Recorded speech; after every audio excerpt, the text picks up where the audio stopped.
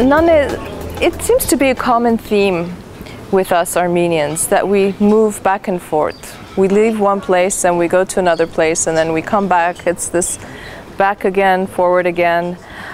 You were born and raised in Armenia, but you left for the United Kingdom many years ago. Now you're back.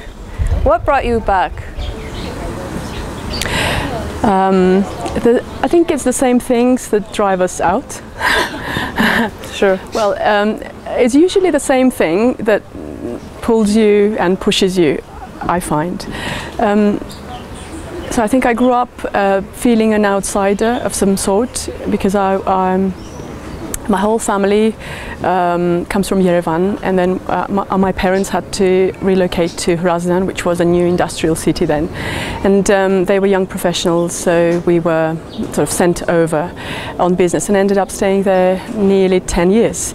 So having no connection to Hrazdan and making only weekend trips to Yerevan to the rest of the family, and having this inferiority thing running along made me and my brother actually realize what it's like on the outside, and look, develop this set of this pair of eyes, outsider's eyes.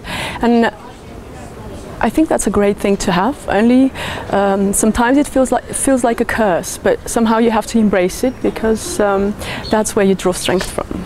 So that it's the same thing that made me do journalism for a while.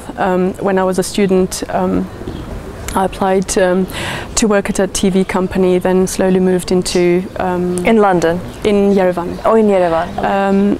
Slowly moved into printed media and radio eventually. And you have to be an outsider to be able to do that sort of job. Yeah, tell me about it. Then when you feel like enough of an outsider, or you've been on the inside for long enough, there's another push that comes along normally it's a growth spurt, I guess, to just stimulate you further, I guess. And I find we go subconsciously looking for those triggers.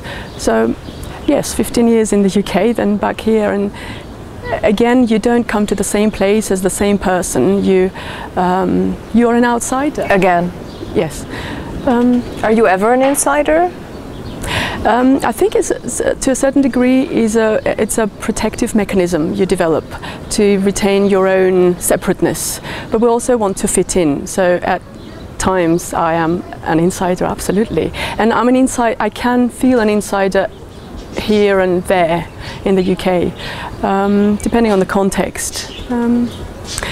You've been here just a little under a year now. You're here with your husband and your daughter, who's 5.5. Yes. The beautiful name Satanik. You've come here with a project.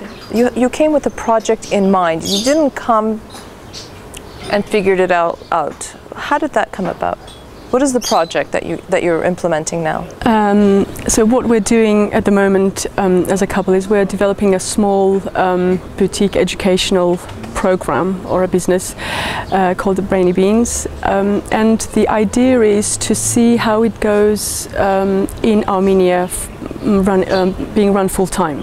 So before, about 4.5 years ago, I started doing this in London.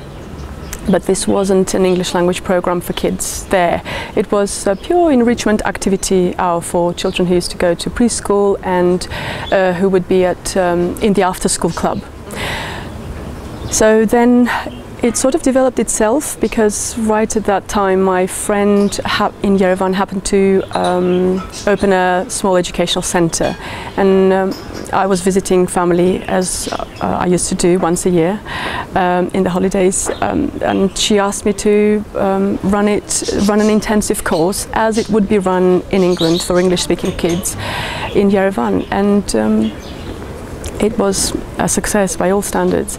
So I came back the following year, but in the meantime, all through the year, I would run it at various parts of London in the English-speaking community. Then I tried in the Armenian-speaking community, and then amongst the non-English, non-Armenian migrants. So, and it took, I just ended up following it basically. But because there came a point after a few short runs in Yerevan, there came a point that it had to either stay and be a proper throughout the year program, or I had to continue doing it full time in England. And somehow something didn't resonate with me teaching those kids in London. Polish kids and the Pakistani kids and English kids in London didn't quite push the same buttons as it did over here. So and I ended up sort of and those eyes of the children here kept following me throughout the year. Yeah, so this is an experiment, but in a way it has been brewing for several years. Your husband isn't Armenian, and how do you convince your husband to come with you? There wasn't a lot of convincing that had to be done. No, for both of us this happens to be a phase in our life as a family that we could take a break and stop and reassess and do something different.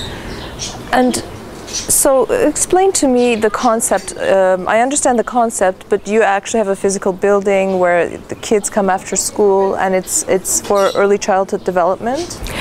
The classes are for 3 to 8 year olds, broken into several age groups obviously, but we are, as a program, we are invited and hosted at a children's centre.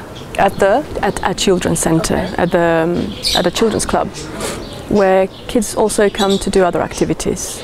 But we are responsible for the English classes. Okay, so it's in English. And what has been the response from parents and from the kids? It's been amazing. It's been amazing, but it's also interesting to see how what social changes have been happening in Armenia, or at least in Yerevan. Whereas before we used to have parents who would loosely know their kids had to be busy with something, preschool or early years. Now I talk to mothers and fathers who know exactly what they want for their kids. They know exactly how they want it delivered. They know exactly the time frame that they're looking at. Say, 3 terms tennis, 2 terms swimming, 5 years English, non-stop art, whatever. But and I also see it as a vital part of as in their eyes, as a vital part of their kids' development or childhood experience, because unfortunately, school can't give everything that they are after. Sure, absolutely. We often talk about absences and presences and being present and being absent. And in that 15-year period, although you were coming back to visit family, you created a new life for yourself. You were in a different environment, a different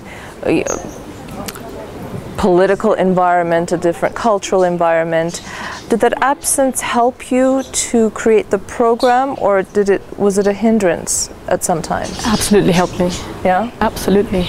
Because now you saw it again from an outsider's perspective and not in the core of That's right. everything that was happening in the country. Yes, also you are fed by other experiences, and they are normally a breath of fresh air, unless they're very, very negative. But you are fed by other influences, and you are gives you a fresh perspective of what you are creating from a different angle. And I think this touching base each time helped as well. So not complete absence perhaps, in my case, but just checking.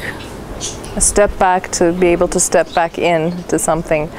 How has this impacted your family life, being in Armenia? I mean, I'm sure it's different, yet perhaps the same. I don't know. I mean, what is it like to be living here as a family? For your daughter, she's probably going to preschool now or kindergarten. She goes to a regular preschool. She's going to school this September. She has a different sort of rhythm to her life as you do, I'm sure. As we do. Well, she sees more of her family and friends, and it's easier to arrange, obvious reasons, small place. I just think that it's things were going to change anyway. Certain things you can anticipate, so you know the pace of life is different, etc. But on the other hand, you realize that people are aiming towards something everywhere. Regardless of the scale, everyone is busy with their own family lives, and this idea of I think the idea of community exists everywhere. It just takes different forms. Right, right. Many times in a person's life, things trigger events, whether they are joyous or tragic, trigger a change, a life change, that try, although can never compensate for a kind of loss for any human being. You had that loss in your life. You lost your young son unexpectedly. And as any parent would understand how difficult it is for you to speak about it, but you're trying to make something good come out of that loss that you suffered. Is this part of that journey? Absolutely. It is. It happened 5 years ago, and I never would have asked for it. No one would, but it ended up containing gifts in it, and we still don't know which ones. Some are yet to come.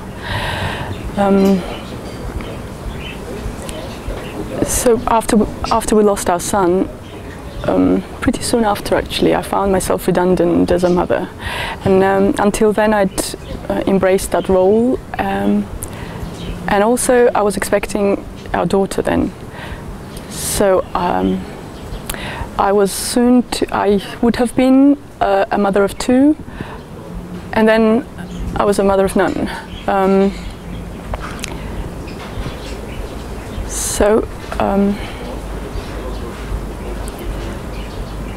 So soon after, I felt this urge. It was an emotional need, I guess. I mean, it was an emotional need to continue what I'd started doing with my son. So I'd started educating him. We had fun. You know, we had lots of quality time together.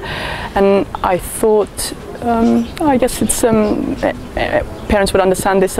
You think of it as your parenting, as your one of your creative ways of self-express creatively. So I wanted to continue that work. It felt incomplete, and I guess it's never complete. But I wanted to do the things that we did together. For children in Armenia. For children, for his contemporaries, for his friends, and I didn't. That was strange that I didn't avoid children. Yeah, because it's painful. Sure. I didn't avoid them, so I went along with it. I went along with this emotional need. So when I created the program for activities, and when I tried running them here and there, then all of a sudden you realize it's something to do with the way you look at life generally. So you grieve and you think this is a process of your healing, but it's actually part of the way you would be living. It's a process of discovery still. True. Just as a final question, this is something that I believe, as I said earlier, any parent will carry for the rest of their lives, but you're giving honor and dignity to the very short life he led. And by helping children, as you said, whether they're Armenian or Polish or English or from any part of the world, is fulfilling part of his destiny. So I think what you're doing in Armenia will give children that joy that you saw in your son. Thank you. But I also want to stress that I don't see this as a mission. If it makes a difference, that's great to somebody else's life. I see it as something I had to do. It had to be done, had to be got out of my system. It had to express itself. We don't know what it's going to look like creatively. But it's also part of my life, my family life. So I have a daughter. In any case, I think we're lucky. We're lucky. It could have been me. It could be anyone at any given time. So whilst we're here, we have to try and cherish it for ourselves or for others.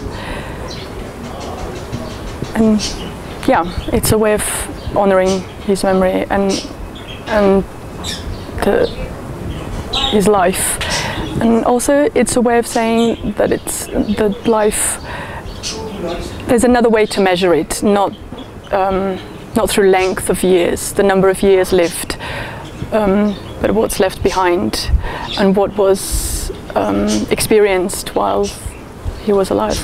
We really hope he had a great childhood. Well, with a mother like you, I'm sure he did. Naneh Hovhannisyan, thank you so much. And the best of luck with this new project, making a difference in children's lives. Thank you. Thanks for having me.